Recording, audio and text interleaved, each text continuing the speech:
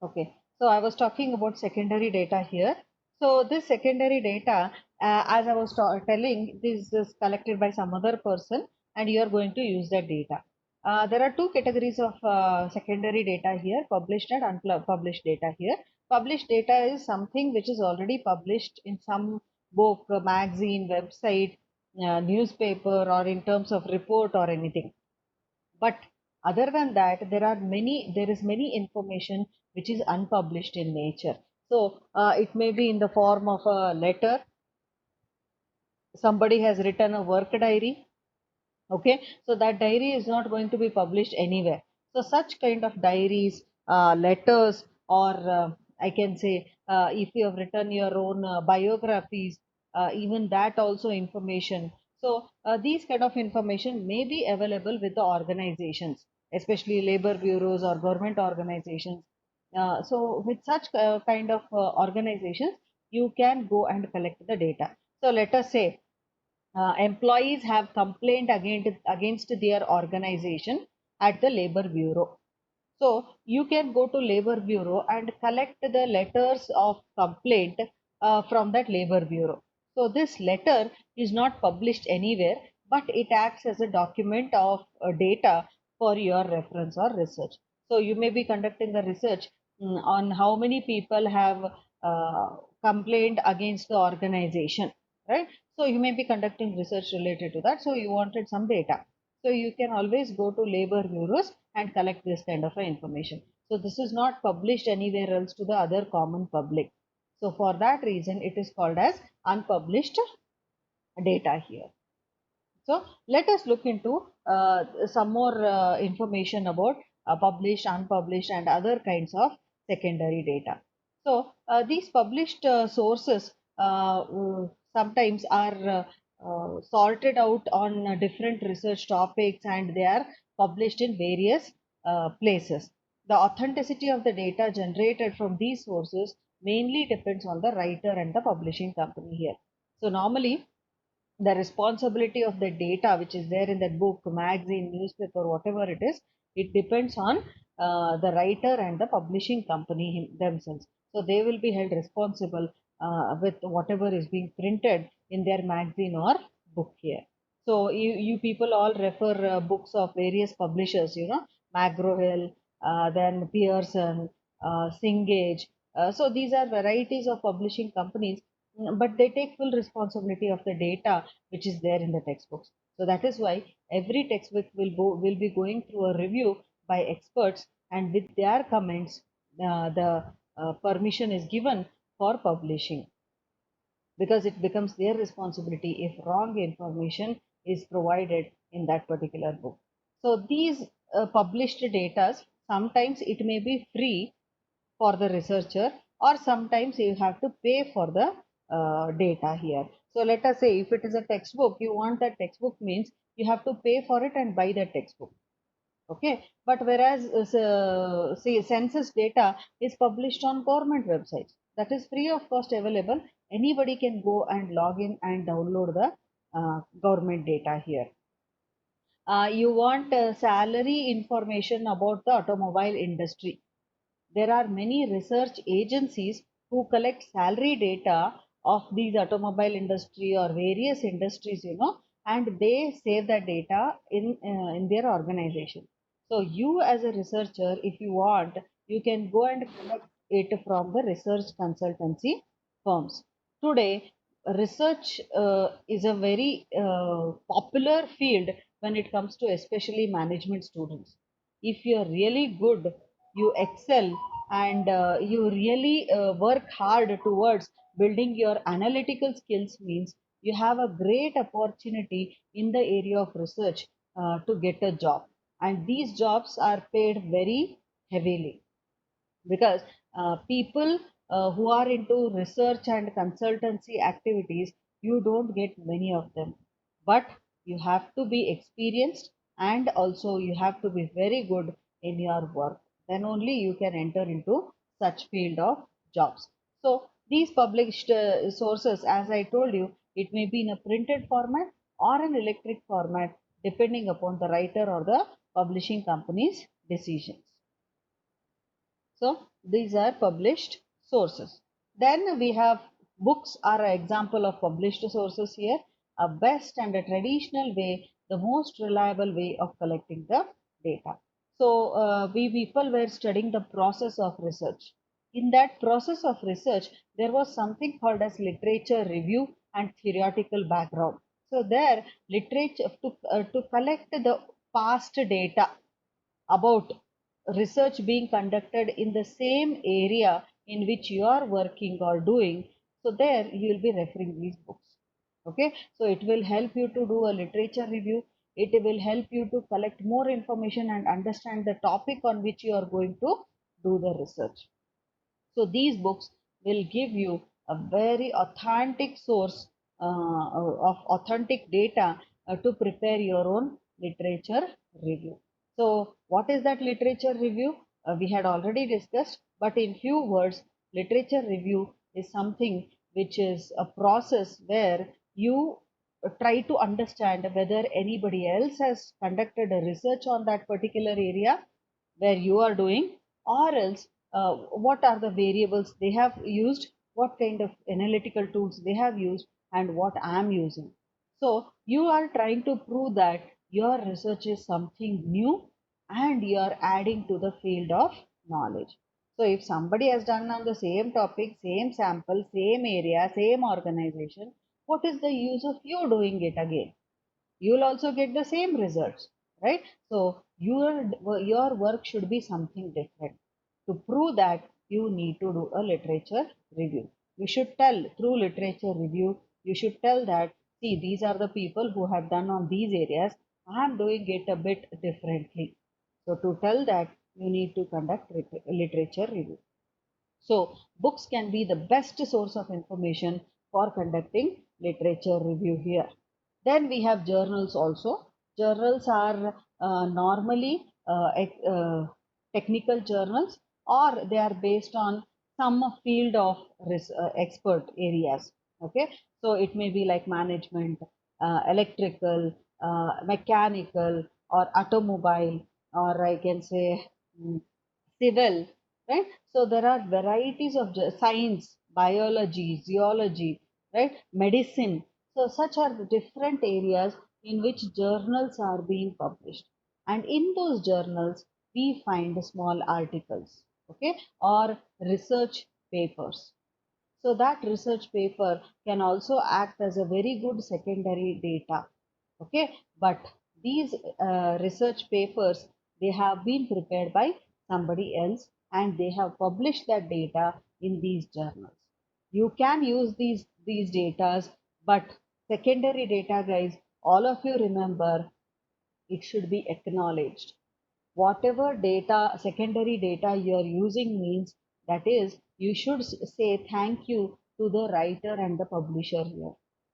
That is why you have to write down it in bibliography. Bibliography is something where it includes the list of sources which you have referred for your research. Okay, so in that journal paper, the author's name, when it was published, title of the journal, publisher's name, all this information has to be recorded in the bibliography here.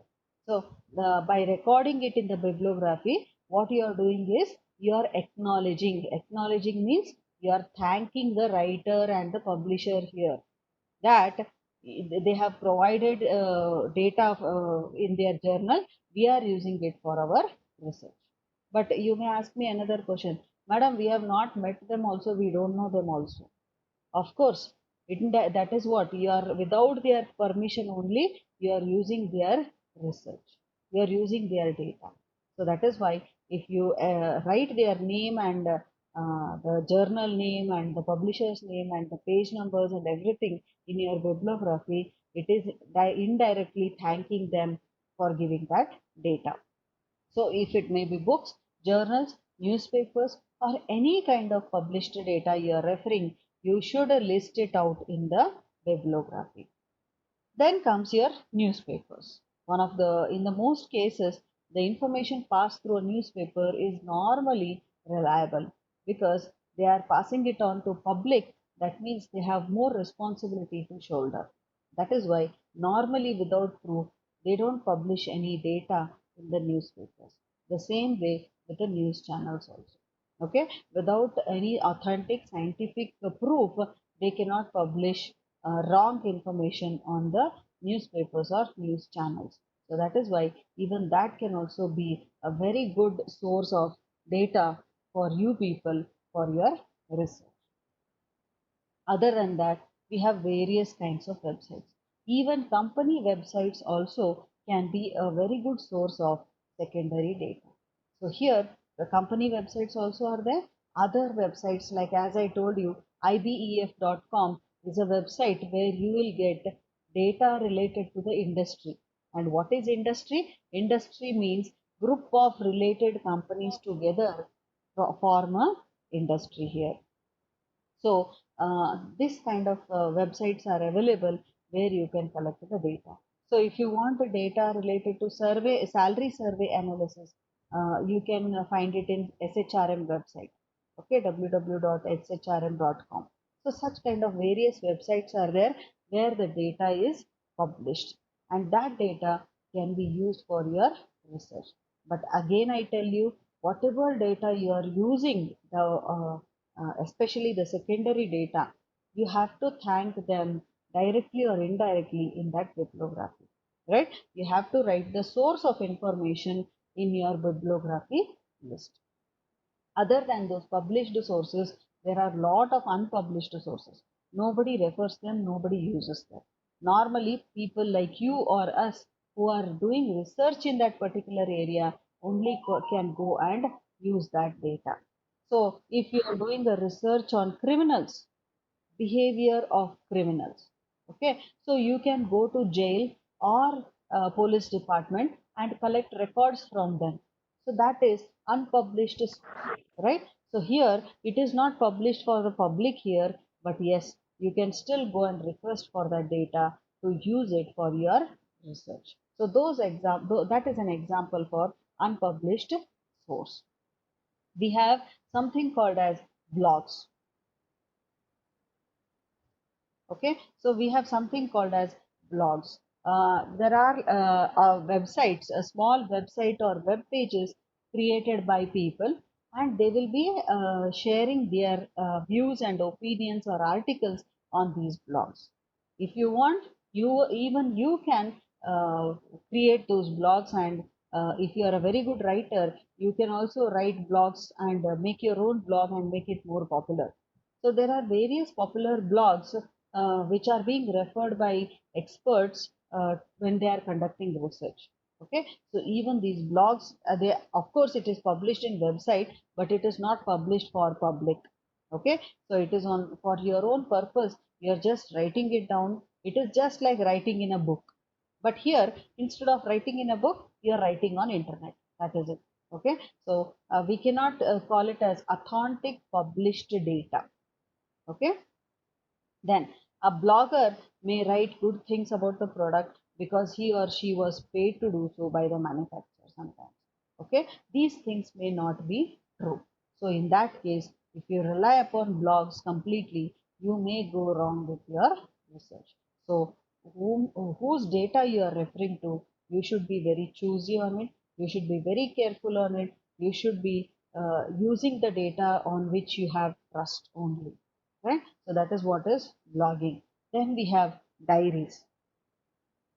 Work diaries are available in the companies where employees have written about the day-to-day routine activities. Okay, so such kind of diaries can be used. Then there was an example here, Anne Frank's diary, which was contained as an accurate record of Nazi wars. There was one person called as Anne Frank, and Anne Frank, that person had written a diary of how the Nazi wars were carried out. So it was a very wonderful example of having accurate record of how it used to happen in the Nazi wars, of how people were killed and cruelty was at its peak in these Nazi wars. So diaries written by people can act like records, but yes, again, I tell you, we have to thank whatever data, whatever secondary sources you are referring, you can thank them in your bibliography. Then we have government records which are not published in nature. Okay, so some of these data can be census data. If it is not published, sometimes already it has been collected, but it has not been still published on the records of the websites. Okay, still then you can go and collect that data from the offices.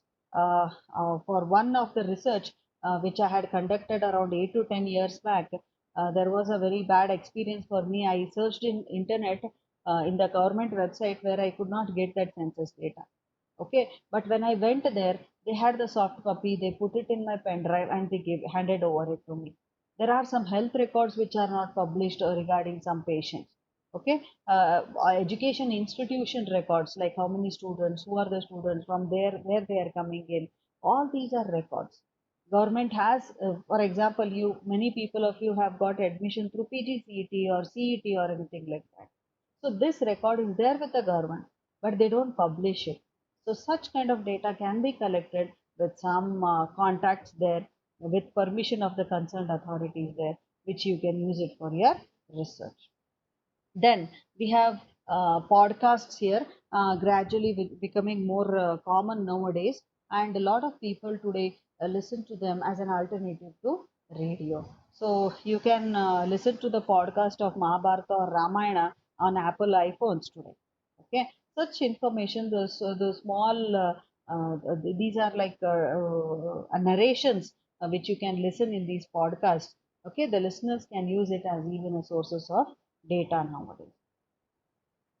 Then other sources of data here are letters, sometimes radio stations, or any public sector documents like government project related information or anything like that.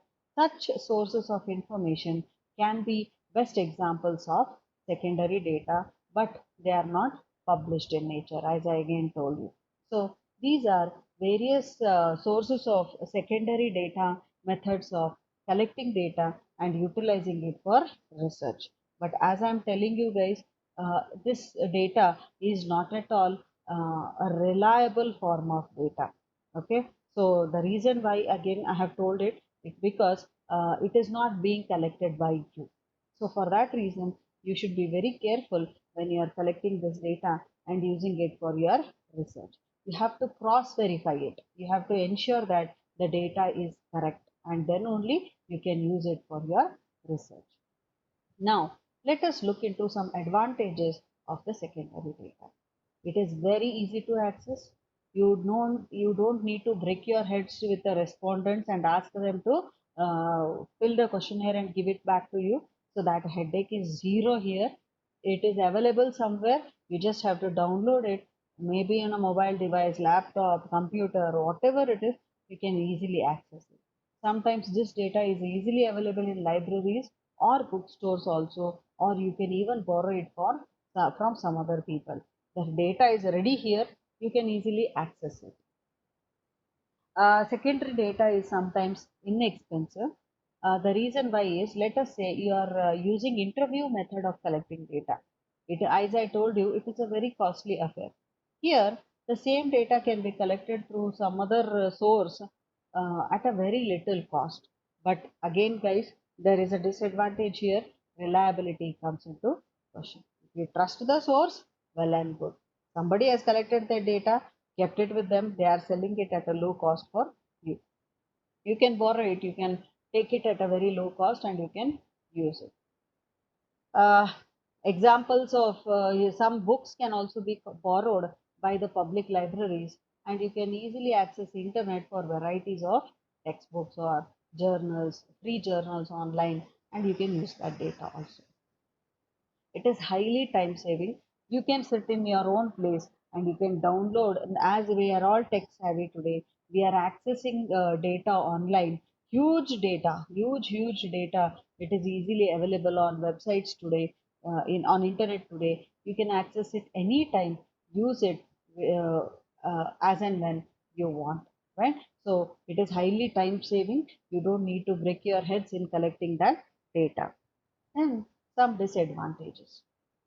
The same thing I told you, quality of the data, uh, you have to always have that question mark in your head. right? If you know that the research agency is a very good research agency, research for consultancy firm, then okay. But still, the percentage of error chance will always be there because it is collected by somebody else, not you. So that negative effects may be there on your research when you are conducting your research. Then, whenever you buy some data from a research consultancy firm as a secondary data, some of that data you may not need it. So, but when you are buying it in a package, some unnecessary data also comes with that. So that irrelevant data will be a big headache to you. You have to again sort it out, again use whatever you want, and again just throw it away whichever you don't want. Okay, so here one thing, irrelevant data comes with the pool of data. At the same time, some data on website you are looking for, but you are not getting the perfect data. You are not getting the exact data what you want from the internet. In that circumstances, the researcher normally has to adjust and end up with the best alternative, next best alternative. So that means you have to adjust to the conditions here. You wanted some other data, you are getting not the exact but closer to that. Such kind of data, whenever you get, no, even though it is irrelevant, somewhere you have to adjust to that and continue with your research, because you cannot stop your research also there. Sometimes the data is highly exaggerated. Let us say if the salary survey reports of automobile industry, okay, the salaries paid are 10,000 to 30,000 rupees at a shop floor level. But here they may exaggerate it to 40 to 50,000 rupees also. So that is a very wrong information you may get sometimes. Okay, so this is very common, especially in online blogs. It may not be so big impact, but especially nowadays, news channels are doing this. Okay, so the incident is very small, but what they do is they exaggerate it in so big manner that people will start getting irritated on that. People will start thinking that, oh really, is it so big, is it so what I can say, harmful? So they will start thinking like that. So that is why sometimes external source of data can be highly exaggerated in nature, so that people they attract researchers. Okay, so they attract them and they make them buy the data. So sometimes some polishing, some decoration for the data is always done, and it will be put in front of you in a more better manner, but it should not be but sometimes what happens, it misleads the researchers if the data is exaggerated. Then sometimes the data may be highly outdated. You just change the data and give it. Okay, so or else you replace the dates and you just change the dates and finish it off. So such data is highly dangerous for your research, right? So you are doing the research at a present state, but if you are getting the research data of 5 years back, okay, so it becomes highly difficult for you to come to a conclusion. And based on that old data, if you are coming to conclusion, your research is utter failure. So that is why you should be very careful whether that data is really in the recent time frame or not. Okay, so those are some disadvantages of secondary data. Now, let us try to briefly understand the differences between primary and secondary research data. Primary research, as I told you, this may be a 5 marks or normally a 5 mark question. So please try to note it down. So primary research is conducted normally by the researcher himself, and he is the one who collects that data on first hand basis. But whereas secondary data is collected by some other researcher, and you are using their data for your research. Primary research data is totally raw data, but secondary data, it is already analyzed and filtered. Again, you are using that data and you are going to analyze it. So It is processed in secondary, but it is not processed in primary data research. The data collected fits the needs of the researcher here. It is highly customized and data is collected based on the needs, absolute needs of the organizations or businesses. But in secondary research, it is collected according to the convenience of some other researcher. But here, the same data may not be completely useful for you. That is what is irrelevant data may be present in the whole report. So that is a bit concern issue. Researcher is deeply involved in the research here to collect the primary data, and he puts his 100% effort in that. But whereas in secondary data research is very fast and easy because you are getting ready-made food, you are getting ready-made data here, you are just using it for your analysis and writing a report on it.